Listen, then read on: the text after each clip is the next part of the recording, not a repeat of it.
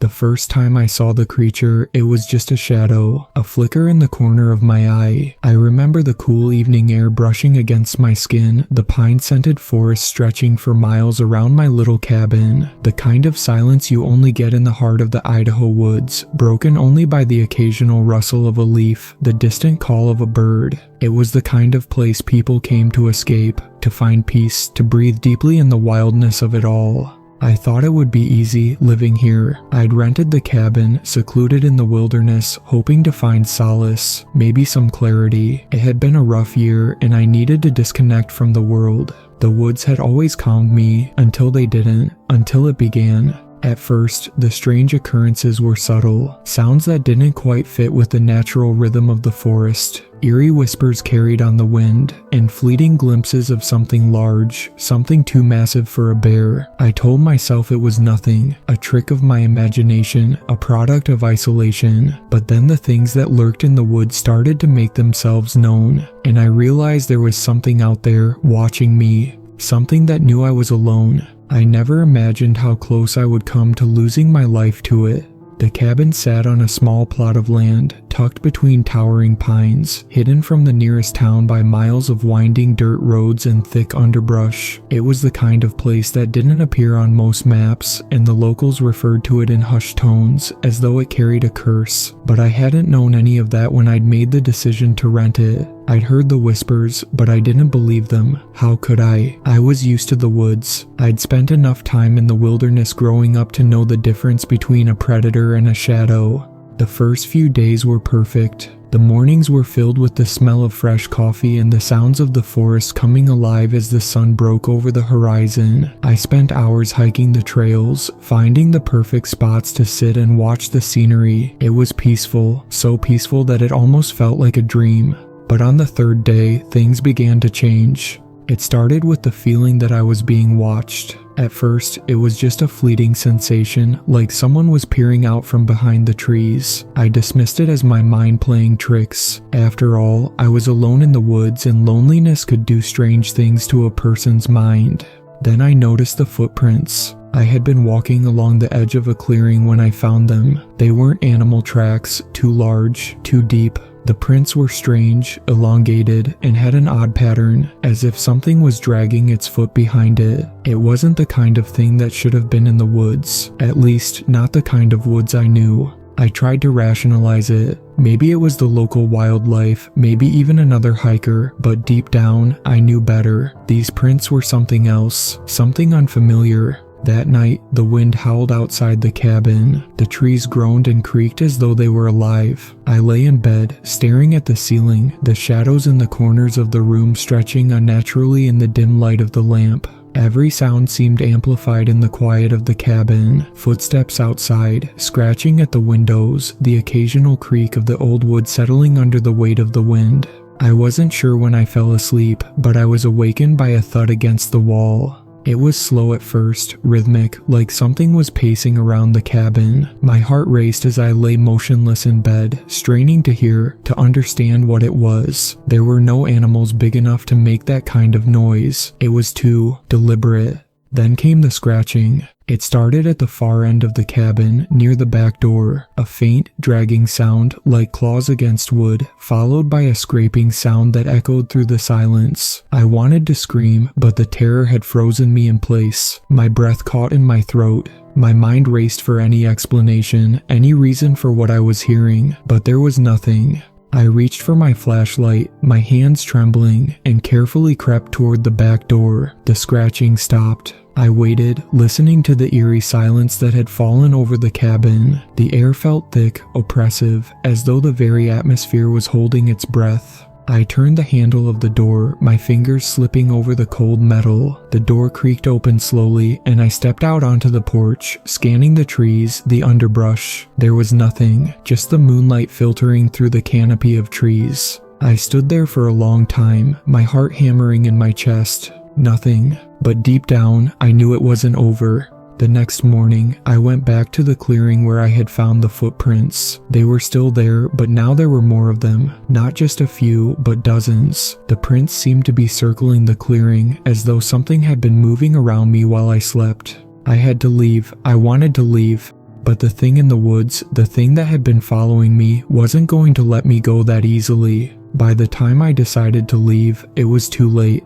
The sun had dipped behind the horizon, casting long, eerie shadows across the clearing where I had found the cryptic prints. I had convinced myself I would pack up and head back to civilization, to the safety of the nearest town. But deep down, I knew I couldn't shake the feeling that something was still out there, watching, waiting. I packed my things hurriedly, not caring to organize my belongings properly. The rush of adrenaline had clouded my judgment. I had to get out. My hands trembled as I stuffed clothes into my backpack, glancing over my shoulder every few seconds, feeling the pressure of unseen eyes upon me. But even as I threw the last of my things into the truck, I knew I wasn't going to make it far. The strange noises began as soon as the sun disappeared. At first, they were just whispers in the wind, nothing more than the rustling of branches or distant animal calls. But then came the low growl. It was faint, almost like a low rumble in the air, but unmistakable in its intent.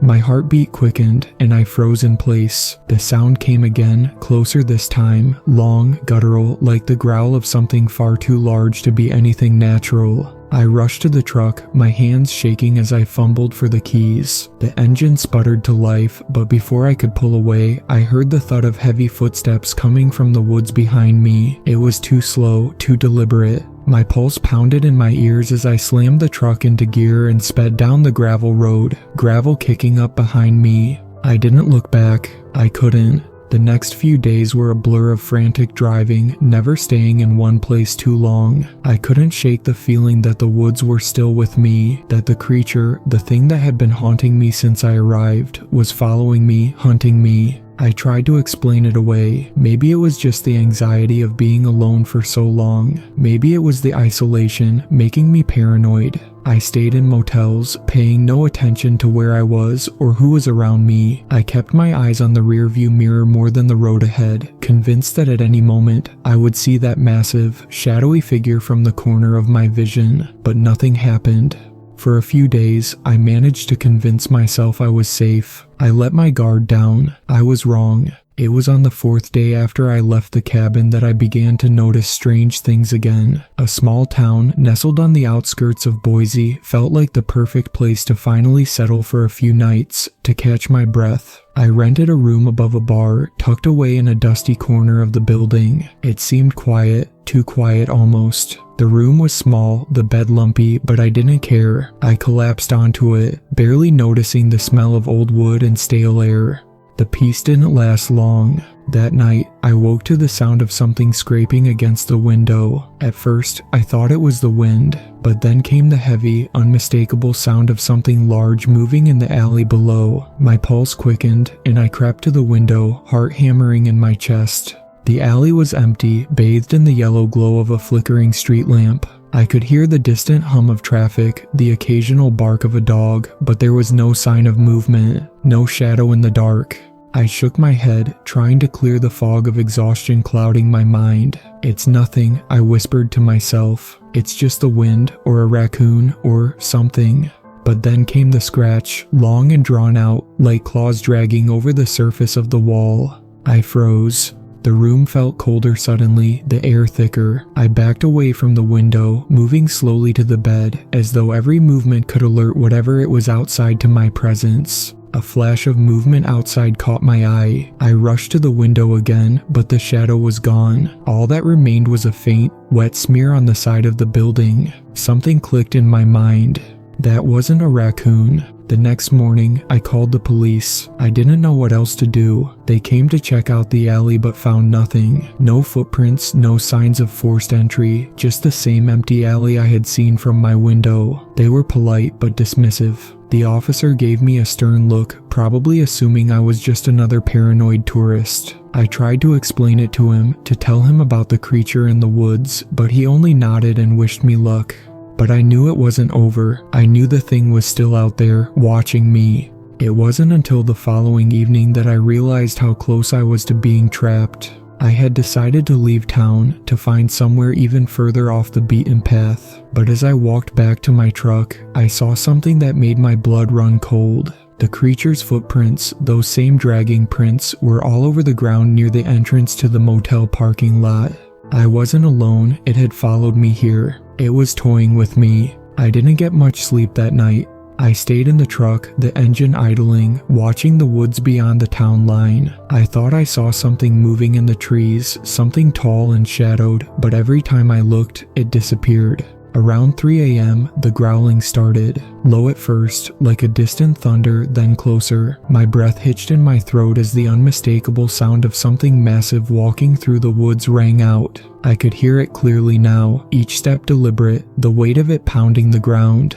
I knew it was coming for me. I grabbed the flashlight from the glove box, heart racing, and stepped outside the truck. The air was thick with anticipation, like a storm was about to break.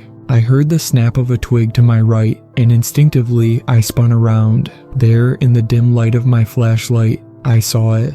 A hulking silhouette, standing just outside the tree line. It was massive. Its eyes glowed faintly, an unnatural red. Its long, sinewy limbs were draped with matted, black fur, and it had the look of something not entirely animal, not entirely human. Its face, it wasn't quite like anything I had ever seen. The eyes were too wide, the mouth too large, filled with rows of jagged, yellowed teeth. And it was staring right at me. I stood frozen, my breath caught in my chest, staring at the thing in the trees. It was no longer just a shadow, no longer a figment of my imagination. It was real, real and terrifying. Its eyes burned red in the beam of my flashlight, glowing like embers, but what struck me most was its size. It was taller than any man, hunched slightly, but its arms reached the ground in an almost unnatural manner. The long, spindly limbs looked like they could stretch to grab me in an instant. Its fur was matted and greasy, streaked with dirt and something darker, something that gleamed faintly in the moonlight, almost like blood. The air around it felt wrong, heavy, like the atmosphere itself was repelling me. It was as though the creature emanated a palpable force that pushed against my very existence. I took a step back, the gravel crunching under my boots. The creature's eyes followed the movement, and then it made its first sound, a guttural growl, low and menacing, vibrating in my bones. It was too close, too fast. It had already covered half the distance between us without making a sound. It wasn't running, it was gliding, its long limbs stretching out in unnatural, impossible ways, closing the gap with terrifying speed. Panic surged through me, and my body moved before my mind could react. I spun on my heel and ran for the truck, not daring to look behind me. I heard the creature's breath, a harsh, wet sound, as it followed, its steps thudding heavily against the earth. It wasn't chasing me like an animal would, it was hunting me. The truck loomed in front of me like a distant, unreachable sanctuary. I fumbled with the keys, my hands slick with sweat. I didn't know if I could make it in time. I heard it again, a sound that chilled me to my core, a screech like nails on glass, sharp and high-pitched, ripped through the air just as I slammed my hand down on the truck's door handle. The door opened with a sickening creak. My breath was ragged as I threw myself into the driver's seat, slamming the door behind me. But before I could start the engine, the creature was at my window. Its face, no, its muzzle pressed against the glass, its breath fogging up the window. Those eyes, they weren't human. They were predatory, hungry. I screamed and turned the ignition. The engine roared to life just as I slammed my foot on the gas pedal. The truck lurched forward, gravel spraying in every direction. But even as I tore away, I could hear it. The sounds of it, its claws scraping against the metal of my truck, its growl vibrating through the cabin. It was following me. I didn't stop running for hours. The truck's engine whined, and the tires spun on the winding, narrow roads as I forced it faster and faster through the night. The deep woods seemed endless. Trees, like towering sentinels, passed in a blur, and the feeling of being hunted, of something just beyond my reach, never let up. The creature never left. I could feel its presence, like a shadow at the edge of my vision. It was there, always there, just behind me in the trees. It knew my every move, my every thought, as if it could sense my fear, and that only made it bolder. I swerved around corners, my mind racing, but I knew deep down that running wasn't enough. It wouldn't stop following me, it never would. And then, as I hit another stretch of road, the truck's headlights caught something, a sign, one that I hadn't seen before. My heart skipped a beat as I recognized it. Welcome to Silver Pines. I wasn't far from a town, a small, off-the-beaten-path place, but it was a town, people, safety, or so I thought.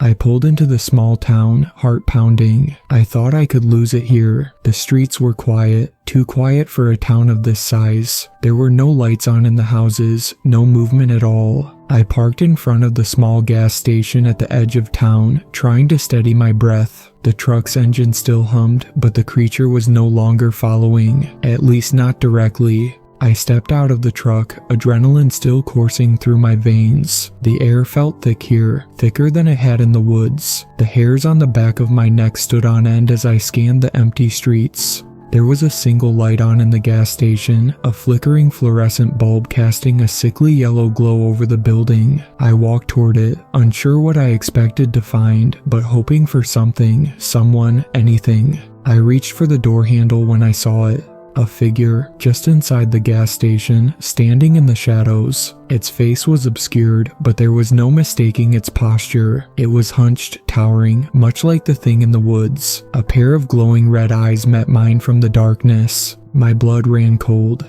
I stepped back, but the figure didn't move. It just stood there, watching me with those same eyes. The weight of its gaze was unbearable. It was like it was pulling me in, its presence suffocating me, demanding that I understand.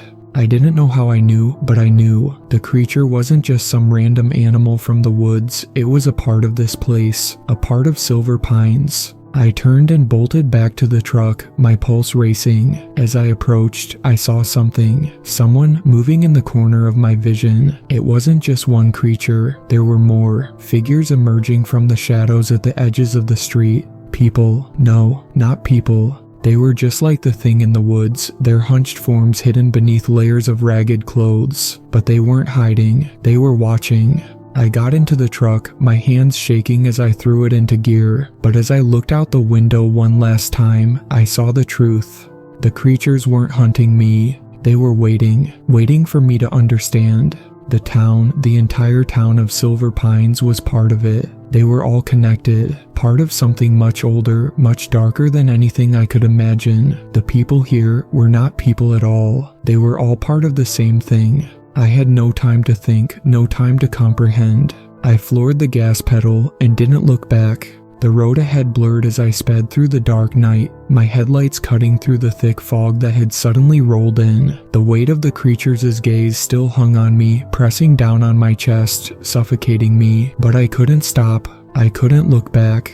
The thing in the woods, the thing in the town, whatever it was, wasn't done with me. I didn't know where the road would lead. I didn't care, I just had to keep running. I don't know how much time passed as I sped down the highway. The headlights of my truck painted the fog in eerie wavering streaks, as if the night itself was alive, coiling, shifting, unwilling to let me escape. The creatures had followed me from the woods to the small town, and I realized now, with growing horror, that they weren't just in Silver Pines. They were everywhere, waiting, watching, hunting. The road stretched endlessly before me, but with every passing mile, the sense of being pursued only deepened. I could almost feel them, like dark shadows pressing in from all sides, pulling the world around me into a tighter and tighter noose. I pushed the truck harder, the engine roaring, but it was as though I was driving in slow motion. Every tree, every mile marker a reminder that the nightmare had no intention of letting me escape. A strange thought crossed my mind, something that chilled me to the bone. What if the road itself was part of it? What if it had been a mistake to leave the woods? What if they had always been following me, not just through the forest, but through every turn I took? The idea gnawed at my sanity. I slammed my foot harder on the gas pedal, but the feeling of being trapped only grew stronger. Hours passed, or perhaps it was days. I had lost track of time. The fog seemed to thicken, and the trees, dark and oppressive, pressed in closer, blocking any trace of light. The road was narrow, winding, and unfamiliar, yet I knew it was the same stretch of highway I had passed through earlier. I was going in circles. The realization struck me like a bolt of lightning. I was no longer driving on any road I recognized. The trees were wrong, the shadows too deep. Every time I looked in the rearview mirror, I saw nothing but swirling mist. But then, as I looked forward again, I would catch glimpses of figures, dark, hunched shapes moving just out of my line of sight, flickering in and out of the fog. They weren't human. The way they moved was too fluid, too unnatural. It was like they were part of the darkness itself, shifting in and out of existence. As I drove, their presence became more and more tangible, like a heavy weight pressing against the air. They were closing in, slowly, methodically. I slammed the brakes and swerved to the side of the road. My heart hammered in my chest as I threw the truck into park. I grabbed the flashlight from the glove box, my hands trembling, and stepped out into the thick, unnatural fog. The mist was so dense I could barely see my hand in front of my face. But there, in the distance, I saw them. The figures, the creatures. They were gathering at the edge of the road. There were too many of them to count, emerging from the trees, stepping from the shadows, their eyes glowing red like fiery embers. They weren't hiding anymore. They were making their move. I had to move, fast. I had always been able to navigate the wilderness, but this wasn't normal. This wasn't nature. The fog clung to my skin like a heavy, wet blanket as I ran back to the truck. My pulse thudded in my ears, and I could barely breathe, the air thick with something rancid, something foul. The figures, too many to count, closed in on me, surrounding the truck. My fingers shook as I fumbled to unlock the door, my mind racing. I had to get away. I couldn't let them catch me. I slammed my foot on the accelerator, spinning the tires, but the truck didn't move. It was as if the fog had its own gravity, pulling me in, suffocating the engine. I cursed under my breath. Something was wrong. Something was keeping me here. The ground beneath my feet trembled, a low rumble that seemed to echo from deep beneath the earth. The fog shifted, swirling violently, and for a brief moment, I saw something move underneath it. A massive shadowy shape that seemed to undulate like liquid. It was too fast, too fluid, like it was part of the ground itself, part of the very landscape. Then came the voice. It wasn't human. It was deep, guttural, like something ancient, primal, an echo that reverberated in my bones. It spoke without words, but I understood. You cannot run. You are part of this. I stumbled back, horrified, my breath coming in ragged gasps. The fog thickened again, obscuring my vision, and when it cleared, the creatures were gone. But I knew they hadn't left. They were in me now, connected to me in ways I couldn't understand. I didn't sleep that night. I couldn't. The terror, the presence of the creatures, whatever they were, clung to me like a second skin. I kept seeing their glowing eyes in my mind, hearing their voices in my head. But it wasn't just the creatures. It was the woods. The deeper I went, the more I realized that the forest itself was part of the curse. The woods were alive, aware of me, aware of everything. I thought about the strange occurrences in the cabin, the weird noises, the sense of being watched. It wasn't just the creature. The forest had been calling to me. From the very beginning, it had been pulling me in. I couldn't explain it, but the woods had been feeding on me. The fear, the isolation. It had been drawing me in, making me part of the land. The creature wasn't hunting me, it was welcoming me. I had become a part of it. And the more I tried to escape, the more it pulled me back. The creature in the woods was only the beginning. The real horror was far older, far darker than I could have ever imagined. The woods, silver pines, the town, the creatures, they were all part of an ancient, insidious force, something that fed on fear, on isolation, and once you were part of it, there was no escaping. I was drawn back to the place I dreaded most, the woods. In the deepest corner of my mind, I knew that the only way to end it, to break the curse, was to face it head on. I had to confront the thing in the woods. I had to face the very thing that had been hunting me all along. I drove back to the cabin, now a distant, twisted memory, as if the land itself had pulled me back. The trees loomed like dark sentinels, blocking out the sky, whispering to me, calling me home. I could feel them, the creatures, close, surrounding me as I stepped out of the truck. They were silent now, watching from the shadows, waiting for me to make my move. The creature appeared again, but this time, it was different. The glowing eyes had grown dim, its form more fluid, more malleable. I realized then, it wasn't just a creature, it was an extension of the forest. an ancient part of it. The woods had been waiting for me. The moment my feet touched the forest floor, I felt the change. The air was dense, thick with ancient power. I could hear the trees creaking and whispering as though they were alive and aware of me. They had been waiting for me for this moment. The creature stood just beyond the tree line, its hulking form now more familiar, its eyes burning with a malevolent hunger. It wasn't just watching me, it was waiting for something I was supposed to do. It was as if it knew this had been the inevitable conclusion all along. My pulse thudded in my ears as I stepped closer to the woods. Every instinct screamed at me to run, to get out, to leave. But deep inside, there was a voice. It wasn't my own, it was the forest's. It was urging me forward. I reached the tree line and the creature moved, its long limbs gliding silently through the underbrush. It was closer now, so close that I could hear the wet sound of its breathing, guttural and deep. The ground beneath my feet trembled again, and I could almost feel the pulse of the earth itself. The creature spoke. No words, just a sound that reverberated in my chest. It wasn't meant to be understood, but I knew it had one message. You are one with us. I took another step, the fog swirling around me, thickening, until I couldn't see more than a few feet in front of me. The trees whispered, their voices intertwining, coming from everywhere, from deep within the earth. You cannot escape. You were always meant to be here. I fought the rising panic, clenching my fists. It was true. It had always been true. This wasn't just some random place. Silver Pines, the creature, the woods, they were all part of something ancient, something that had always known about me. I wasn't the first. Others had come before me. Others had been claimed by the woods, by the curse. And now it was my turn. The creature approached, its massive form taking shape from the fog. It was no longer just a cryptid. Its body seemed to shift, melt and reform, becoming more than flesh. It was something beyond the limits of nature, an entity born of darkness and the earth itself. I backed away, my mind scrambling for answers, but there were none. I wasn't supposed to understand. I wasn't supposed to fight. I was supposed to become.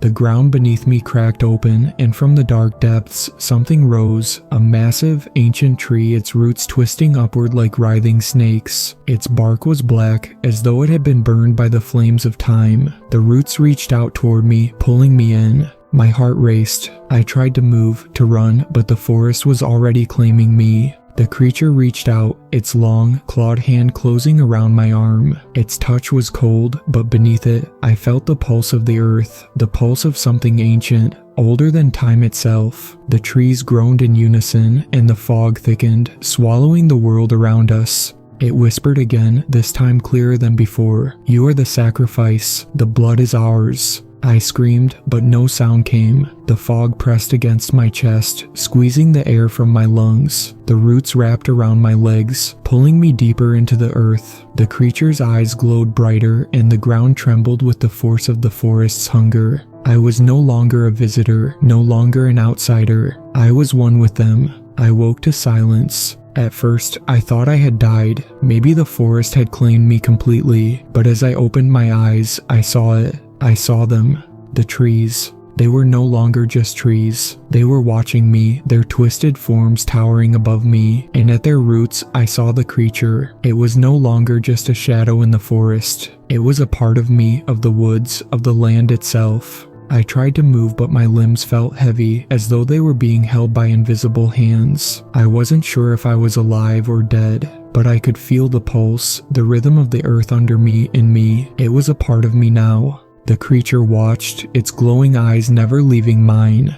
And in that moment, I understood. It wasn't a cryptid. It wasn't a random predator. It was a guardian, a keeper of the land, a being tied to the ancient curse that bound the forest, the town, the creatures, and now me. This wasn't an ending. It was a beginning. Years later, travelers would pass through the woods, always feeling an inexplicable pull towards Silver Pines. The road would seem endless, winding through the trees, never quite leading where it should. And if they were unlucky enough, they might hear something in the night, the sound of a scream that seemed to come from the very earth itself, a cry that echoed through the trees. Some would say it was the wind, or the rustling of branches. Others would swear that it was the voice of someone lost, someone who had never truly left. But if you listen long enough, you might hear something else too. A low, whispering call, soft and haunting, like the murmur of the forest itself. The woods were alive, and they were waiting for the next sacrifice.